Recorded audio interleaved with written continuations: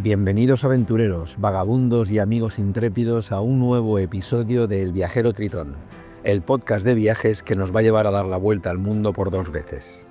En la entrega de hoy vamos a conocer otro país exótico y fascinante del sudeste asiático. Visitaremos Camboya y lo haremos entrando en bus desde Laos por las 1000 islas de Sipandón en el delta del Mekong. Allí visitaremos las ruinas de Angkor Wat, una de las maravillas del mundo antiguo. Viajaremos en un tren de bambú y visitaremos la terrible cárcel S-21 en Phnom Penh. Así que coge tu mochila, deja atrás tu confort y tus prejuicios y acompáñame a visitar estas tierras de Oriente y a conocer a sus pueblos y a sus gentes. De nuevo con el amigo viajero Tritón. Anteriormente estábamos en Laos. Continúa ese viaje de la vuelta al mundo por el sudeste asiático. ¿Y dónde vamos ahora? ¿A qué país nos cruzamos, visitamos, vivimos esas aventuras, esas experiencias? Cuéntanos. Muy bien, pues ahí yo voy. Estábamos cruzando el río Mekong. El río Mekong en las 1000 islas, en Sipandón, y cruzamos en autobús. Digo cruzamos porque ya tú también viajas conmigo, ¿ves? Llevo viajando conmigo desde el principio y solo faltaba eso, que no me llevaras contigo. Y ahí crucé como una de las maneras fantásticas de cruzar una frontera, es en un autobús. Es increíble. Paras en la aduana, te vas en bajar del bus, dejas ahí tu maleta, te coges tu pasaporte, te vas a un puesto que hay ahí fronterizo de carretera, que están perdidos de toda mano de Dios, le das el pasaporte, te puñan, te dicen que a qué vas allí, y yo, bueno, nada, aquí. La verdad que no sé muy bien a qué vengo aquí. Y entonces ya cruzas a la otra parte, que son unos 100 metros más o menos, que tienes que ir andando y ya estás en Camboya. En Camboya. Y cruces ya la frontera con Camboya, ¿vale? Esto es la antigua Indochina. Acuérdate que Indochina eran los 3 países, bueno, incluyendo Tailandia también, Tailandia, Laos, Camboya y Vietnam. Eso es lo que se llamó la Indochina en su momento, ¿no? La época colonial de nuestros queridos amigos británicos y franceses.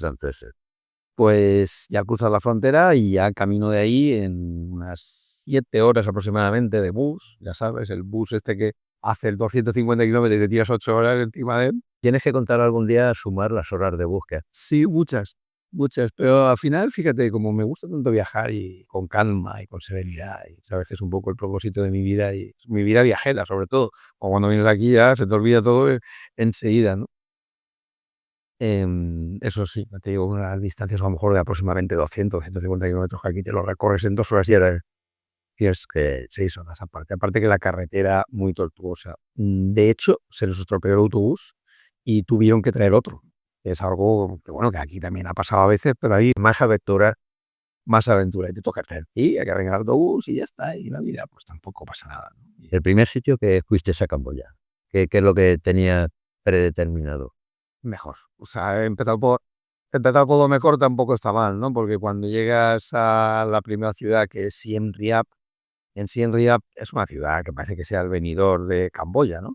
De hecho, te voy a decir una cosa con franqueza. Sé que hay muchos amigos que lo han hecho, que han llegado en un vuelo, porque Siem Reap tiene aeropuerto, y si tú llegaras en un aeropuerto, con el aeropuerto internacional a ver lo que ahora te contaré que hay que ver allí, y te fueras, pues te contarán, ¿qué es Camboya? Pues no sabes lo que es Camboya, no has conocido nada, porque aquella ciudad es una ciudad ruidosa, es muy divertida, sí, desde luego, con mucho ambiente nocturno, como todas las ciudades asiáticas, mucho el night market, los mercados nocturnos alucinantes, pero si llegaras en un avión, no te enterarías de lo que sería Camboya y no podrías hablar de Camboya, ¿no? Para hablar de Camboya tienes que ir en un autobús, ir parándote, que te pasen cosas, parar en los puestecitos. Porque siempre lo primero que te impresiona es un montón de hoteles, un montón de tal. Una ciudad, claro, muy horizontal, evidentemente, no te pienses en el edificio, pero sí que es muy grande y con muchos hoteles y hosteles. Yo me quedé en uno así bastante económico, se llamaba Inma Boutique, que tenía piscina incluso. Me pareció que hace un calor increíble, ¿vale? Esta época que estamos por aquí viajando, ya sabes que estamos ya más o menos en noviembre, se acaba el monzón, que el monzón acaba sobre septiembre, ya no hay lluvias, pero hace un calor insoportable. ¿Y qué hay en Siem Reap? Que es para ir allí y por lo que vale la pena, porque igual que te dije cuando estábamos en la India que vale la pena el viaje solamente por ir al Taj Mahal, que es una de las maravillas del mundo antiguo. Aquí tenemos otra de las maravillas del mundo antiguo, que es Angkor Wat. Angkor Wat son unas ruinas que se descubrieron y, bueno, del nivel de las pirámides de Egipto, que yo no he estado, por cierto, es uno de los países que aún tengo pendiente, aún no he estado pero tiene que ser en Egipto, pero son impresionantes. Estas lo son, imagino que las pirámides también, pero claro, estas un poco más verdes, porque las pirámides creo que son bastante amarillas, ¿no? Y bueno, pues es el objetivo principal, ¿vale? Entonces, claro, tú ya te instalas un poco en la ciudad, es como un parque temático para turistas por todos los lados. De hecho, hay una canción, es decir, hay una calle que se llama The Pub Street, que es donde va todo el mundo, pues ahí a tomar copas y tal, que por la noche hay mucho ambiente. Y curiosamente, hay un sitio que se llama del Temple Bar, que es un bar que lo regenta un irlandés de Dublín, que yo estaba el año anterior con mi hija, que tuve un viajecito que hice con Paula, con mi hija a Dublín, y estuvimos en el Temple Bar. Y claro, cuando se lo dije, dice, sí, sí, sí, ese es mío también, pero me he venido aquí ya a vivir, y aquello lo tienen mis hijos, y no sé qué, yo ya me he quedado aquí a vivir, que se vive muy bien, y que se vive maravilla, ¿no? Un señor ya bastante mayor. Al final me invitó un whisky, mi whisky favorito, que es el Jameson. Le dije que es mi favorito, el triple destilado de Jameson, y esa fue la anécdota que tuve el primer día, ¿no? Estuvo muy bien. Y bueno, pues al día siguiente lo primero que tienes que hacer es irte a las taquillas aquello es súper turístico. Bueno, ahora me han dicho que bueno, todo lo que sabes que te voy contando, se ha incrementado 5 o 6 años después, después de la pandemia, que está toda la locura esta. Bueno, yo creo que es generalizado. Ya entonces era muy turístico. Entonces hay un pase que se llama el Angkor Pass, como no podía ser de otra manera, que, que te cuesta $22 diarios, nada barato. Yo lo saqué por 3 días. Con 2 sería suficiente. No, si volviera o tuviera que recomendárselo a alguien, yo creo que con 2 días es suficiente. Hay 2 recorridos, uno largo y uno corto. Acuérdate de lo que te he dicho antes, el calor insoportable y sofocante, así que eso hay que tenerlo muy en cuenta, ¿no? Porque hay como 3 opciones de poder moverte por allí. Te puedes mover en, en una moto que puedes alquilar. O sea, las motos te cuestan $6 diarios. La bicicleta por $2 la alquilas. Pero claro, no me imagino recorrer más o menos, para que te hagas una idea, tiene aproximadamente unos 400 kilómetros cuadrados el área de donde están los templos de Angkor Wat. Evidentemente no vas a verla toda, lógico. De hecho, hay muchos que aún no los han levantado, que están pendientes de que vayan a hacer arqueológicamente a levantarlo y a verlo y a descubrirlo y a descubrir cosas, porque todo no está visto una pequeña parte, ¿no? Pero las distancias son enormes. Entonces yo empecé por el corto, que creo que fue algo bastante oportuno, porque el largo al final, a la mitad del día, lo dejé estar. Y bueno, el recorrido corto pues pasa por un lago enorme, ¿vale? Y el primer sitio, que es el conocido y el más popular, es el Jungle Temple, que es el templo de la jungla, ¿no?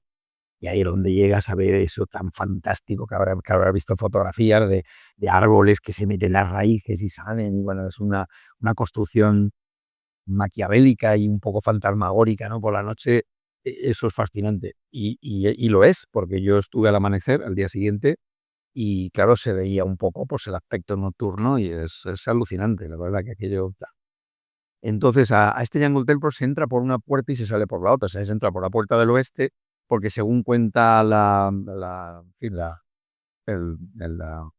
la historia local, o no, la religión hindú, perdona, que no me salía, Vishnu, según ella, la religión hindú, que es la que practican los camboyanos, Vishnu, que es el dios uno de los 3 dioses, de las 3 deidades que hay, dice que hay que siempre entrar por esa puerta y salir como aún más allá por la otra puerta, ¿no? Entonces, lo bueno de ir no en moto y no en tal, porque claro, si vas con la moto, te dejas la moto y te toca volver a donde tienes la moto. Y las distancias, te digo que son importantes. Si alquilas un tuk-tuk, que vale un poquito más, vale unos $10, el tuk-tuk pues te está esperando y te va a la otra puerta y te espera a la otra puerta con una cajita de botellitas de agua fresquita. Ay, que pero lo paga súper a gusto, ¿no? Bueno, pues este primer sitio es fantástico. Este primer sitio, ahí ya lo disfrutas un montón. Y yo pues emocionado como un crío. Sabes que mi película favorita de aventuras es En busca de la arca perdida. Y ahí voy por Indiana Jones, moviéndome Y bueno, esos pocos ratos que estás solo, que no hay tanto chino al lado tuyo, y que puedes casi hacerte una foto, si no solo, pues bastante. ¿Has visto chinos? ¿Qué? La mayoría de Dubái sí eran chinos. Muchísimos chinos, muchos chinos. Luego te contaré alguna anécdota con los chinos. Sí, sí, sí. Pues las Dubainas son impresionantes. Bueno, ahí me contaron que han estado 500 años olvidadas porque la época de este tipo de cultura, esta cultura, pues desapareció hace unos 500 años. Nada más se supo y prácticamente se enterró, la jungla lo enterró toda, ¿no? Es algo, Lo engulló pues las total. cosas de la naturaleza, la obra del ser humano es increíble, pero la de la propia naturaleza la supera siempre. Muchísimo calor y bueno. Luego, después del Yangon Temple, hay tres templos muy conocidos. Uno es Bañón, que es el templo de las caras sonrientes, ese es muy conocido, lo habrás visto en fotos, que salen pues una cara sonriente enfrente de la otra y te pones en medio un poco, pues es representa un poco lo que es el hinduismo, la bondad, el amor, el perdón, la aceptación, todo ese tipo de cosas, ¿no? Luego está el de las serpientes, que es muy, o sea, muy impresionante porque hay serpientes por todos los lados y van como enredándose. Claro, eso enredado un poco con esos árboles que se meten por todos los sitios, pues eso tiene que cobrar un aspecto como de lianas, o sea, increíble. Y luego el último es el de Baquén, que es el que está prácticamente ya en la salida al hacer el recorrido corto. Y ese es el ideal para ver el atardecer. Ahí te subes, porque son como pirámides, o como estupas. Sabes que la estupa es la construcción típica de tanto del budismo como del hinduismo. Y entonces en esas estupas pues te puedes sentar en una de las piedras, y pensando que estás en una pirámide como la de Egipto, muchísimo más pequeña, evidentemente, y te sientas arriba en una de esas piedras, de esos escalones, y te pones a ver el atardecer entre todo. No hace falta que te explique las sensaciones, ¿no? Es increíble.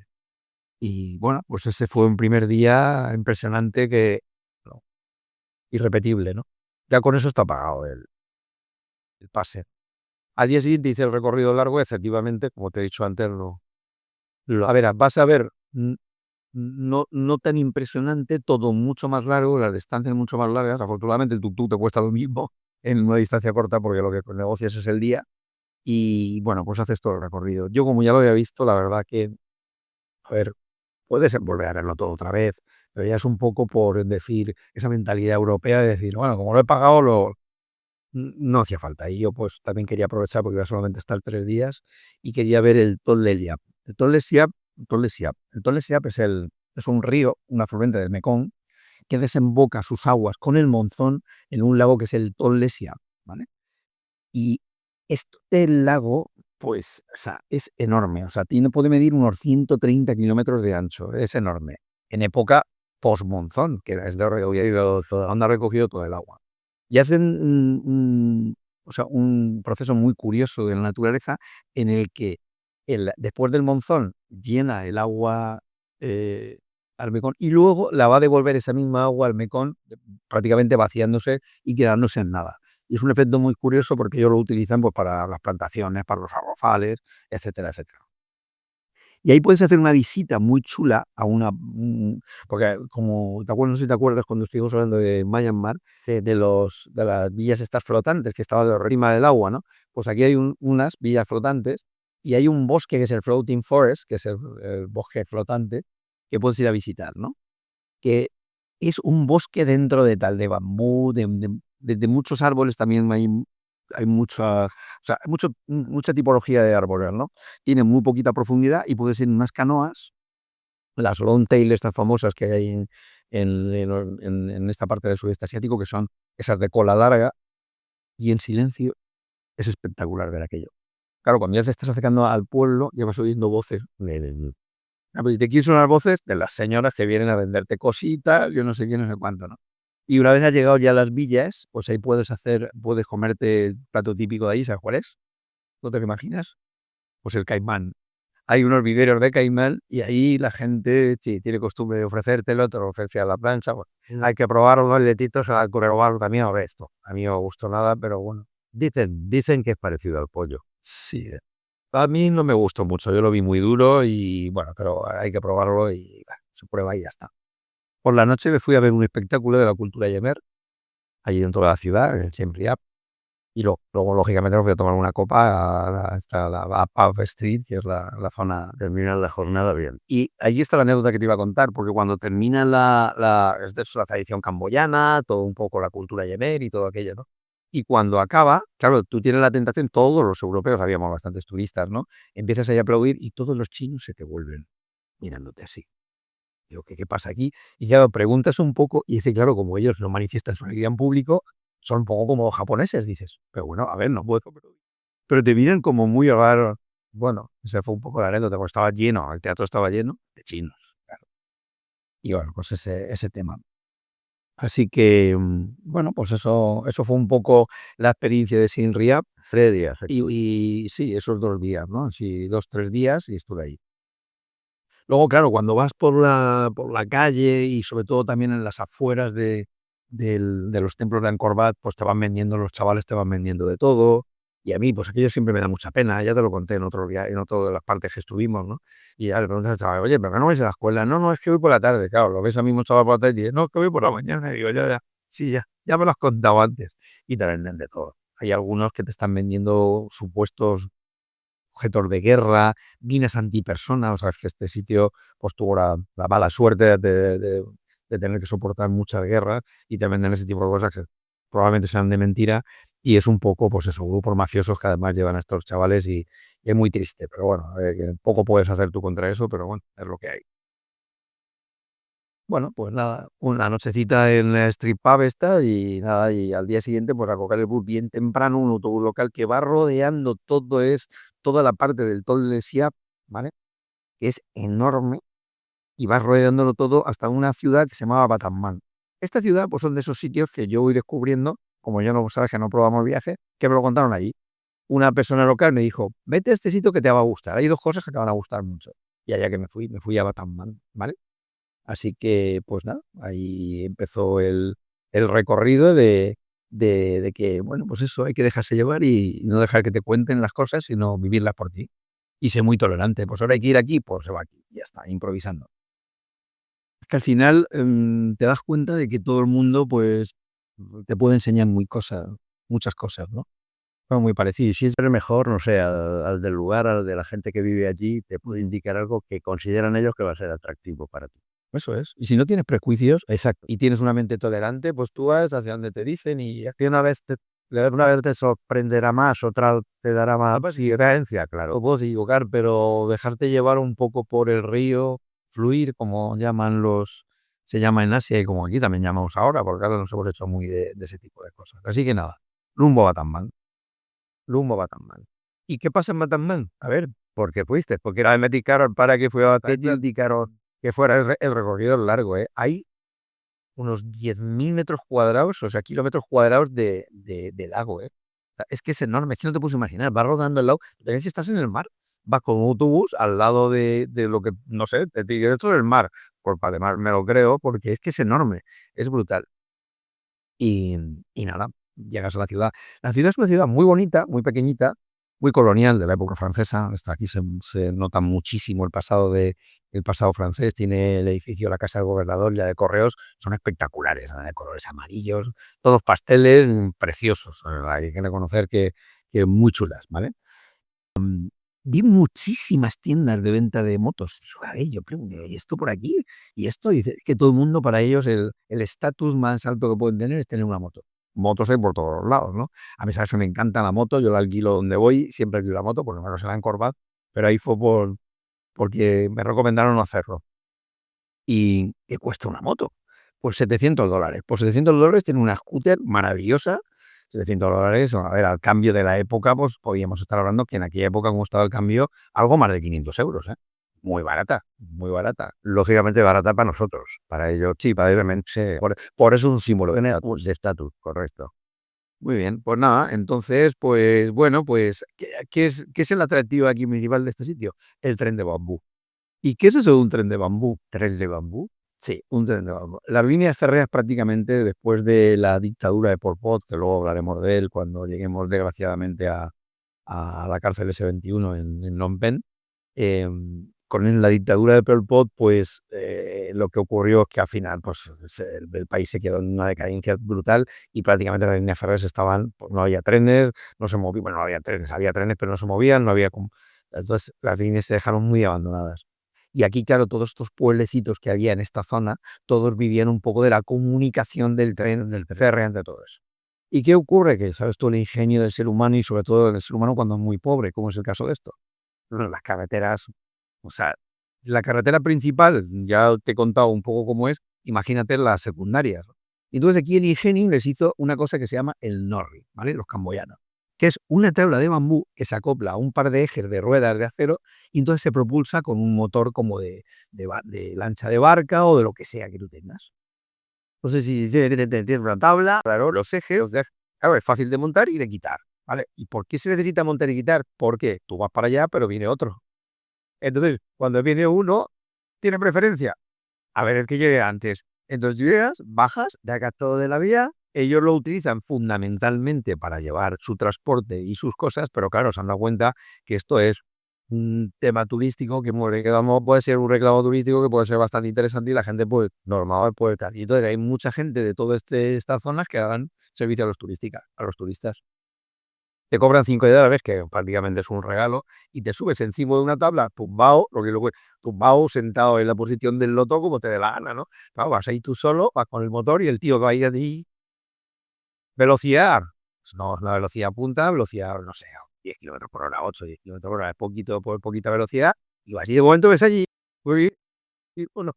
y nada, pues paras, uno quita la tabla, la desmonta, que es fácil de desmontar, pues fácil, hay que desmontarla, tú te bajas, y así.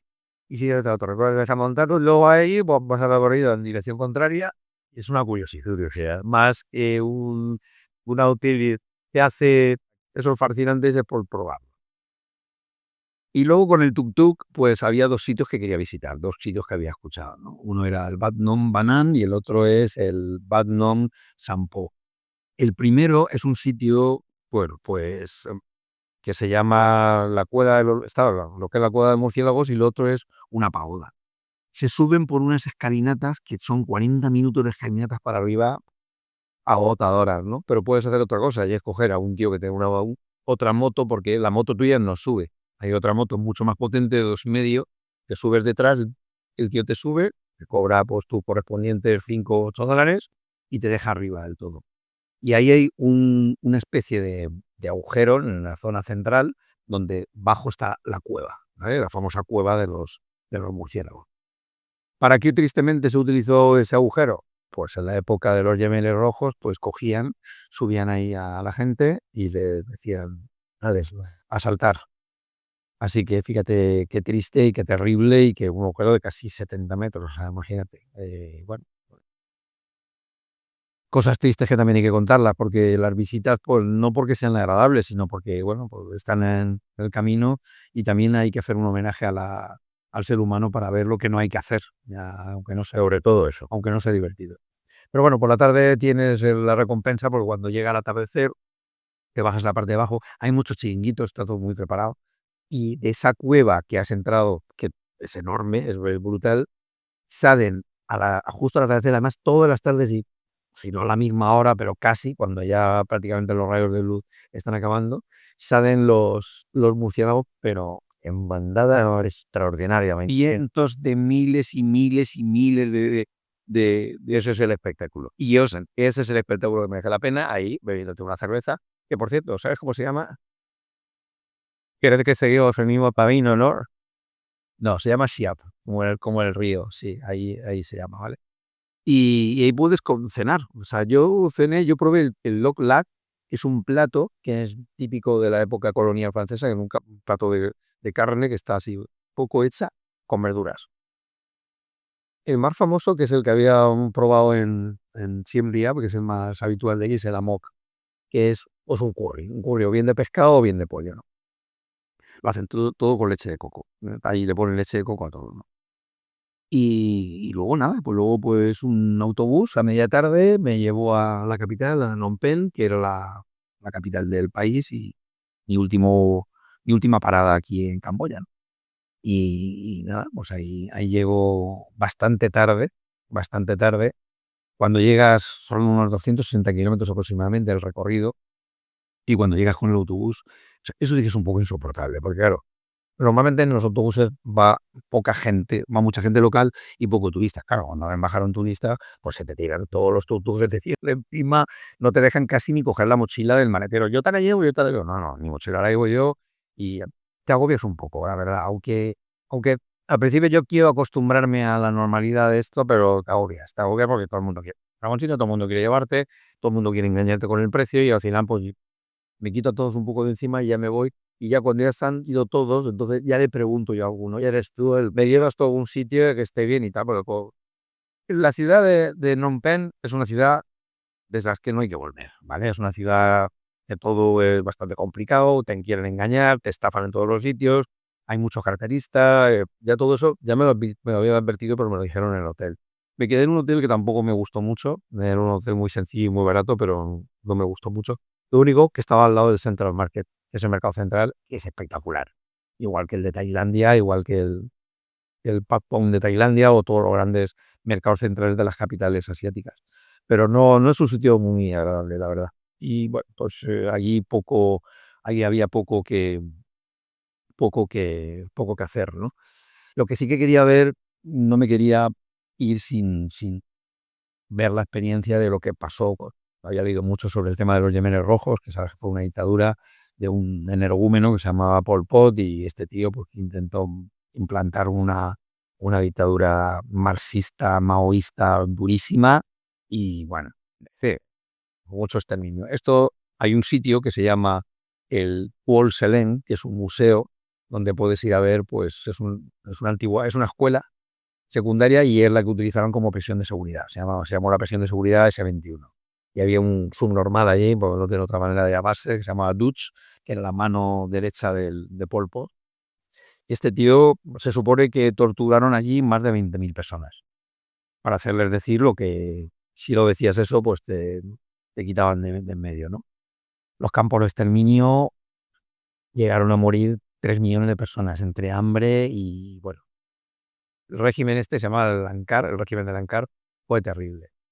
Pero no voy a ahondar mucho porque la verdad que es un sitio muy triste. Lo que pasa es que te impacta y has de verlo para ver qué es lo que ocurre ahí. Lo poco que hablaras con la gente, ¿ha quedado aquello ya olvidado o todavía hay reminiscencias de aquello? Interesante pregunta, porque la capacidad que tienen toda esta gente del sudeste asiático de olvidar es brutal. Ya cuando lleguemos a Vietnam, ya te contaré, porque a ver, los yanquis, estos que se cree que son los salvadores del mundo, hicieron ahí cosas barrabasadas que yo no me olvidaría en la vida. Mira, aquí los españoles que nos peleamos por cosas que tenemos en común, pues allí, y aquí tiene una capacidad de olvidar, es que es brutal, es verdad, es impresionante. Y a nadie se acuerda de aquello, todo el mundo.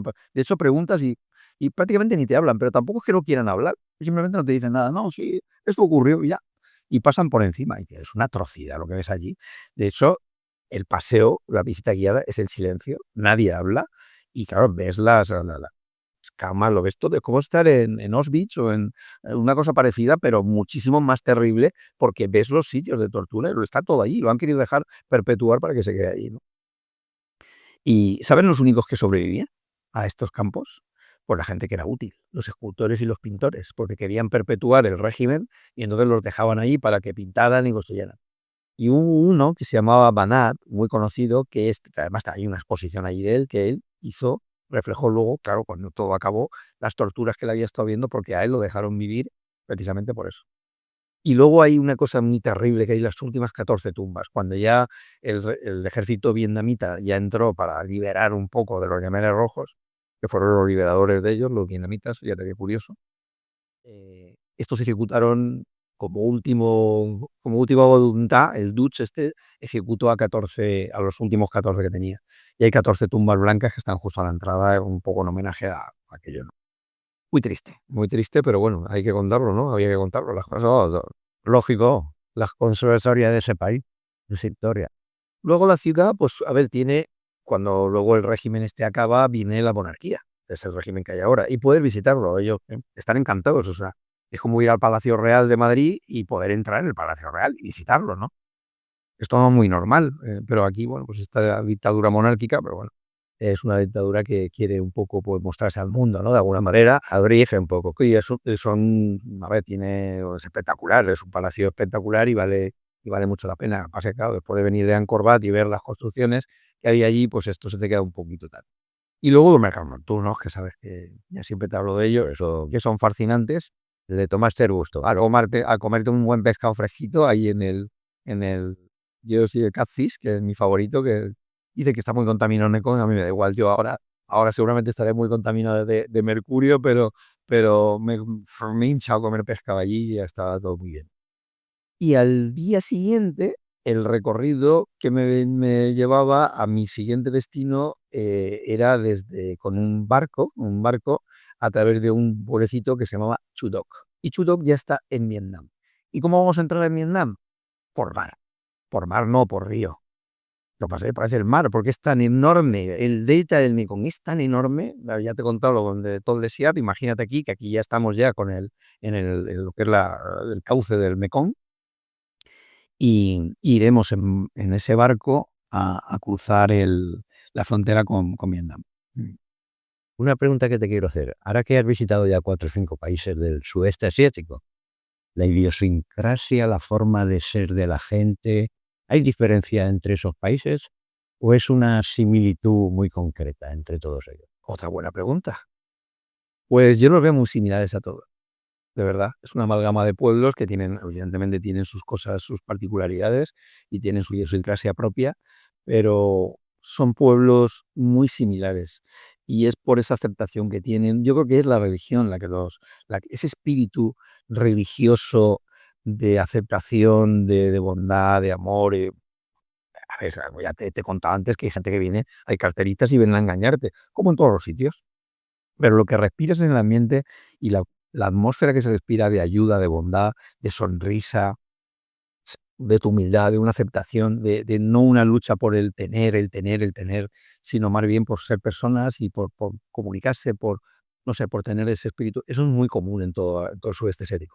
Por eso siempre que me preguntan, si me pierdo algún día, me perderé por allá, me perderé por aquella zona, porque ahí donde creo que los valores del ser humano se mantienen más íntegros y más auténticos. Esa es mi opinión.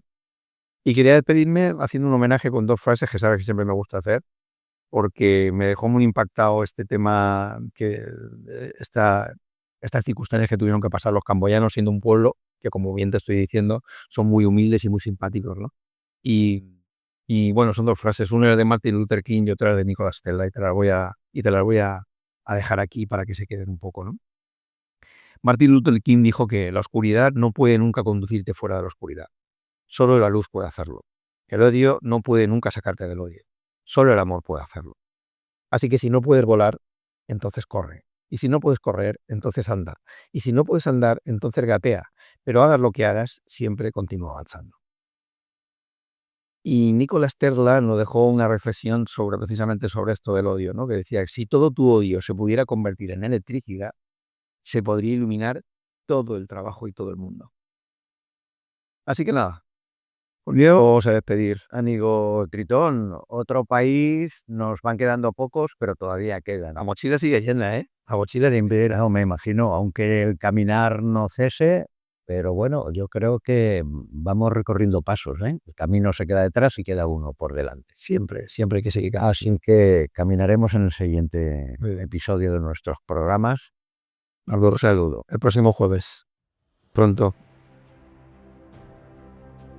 En este nuevo episodio por tierras de Camboya quiero hacer un homenaje a 2 grandes aventureros de la península ibérica. Blas Ruiz era oriundo de Ciudad Real en La Mancha y su amigo Diogo Veloso, nacido en Amarante en Portugal. Y no fueron exactamente viajeros, sino más bien aventureros de finales del siglo XVI. Sus numerosas tribulaciones y acontecimientos son tan fascinantes y apasionantes que de haber nacido en el mundo anglosajón ya se habrían hecho seguro varias películas sobre ellos. Blas, antes de viajar a Filipinas con el galeón de Manila, ya había estado en América, donde se casó con una mujer muy rica y poderosa y gracias a su dinero viajó a Filipinas, donde compró una nave con la que explorar con Chinchina en pos de fortuna y nuevas tierras para España. Aunque Blas y Diogo no descubrieron Angkor Wat, que lo hicieron precisamente frailes portugueses y españoles, algo muy poco conocido, sí que fueron los primeros europeos en penetrar en Laos. Y lo hicieron desde Camboya, en un tiempo cuando este país era el más grande y poderoso de Indochina.